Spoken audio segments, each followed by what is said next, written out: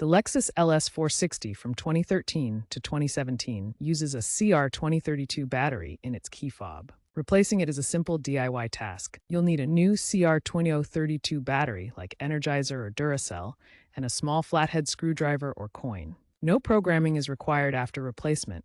The fob automatically resyncs with your car.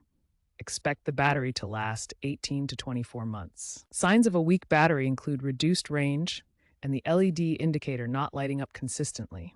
Ignoring this can lead to being stranded, so proactive replacement is key. Step-by-step battery replacement process. First, work on a clean surface to avoid losing parts. Gently pry open the fob using the screwdriver or coin in the seam between the two halves. Be careful not to bend the circuit board. Remove the old CR2032 battery, noting that the positive plus side faces up. Insert the new CR2032 battery with the positive side up. Align the fob halves and snap them securely shut.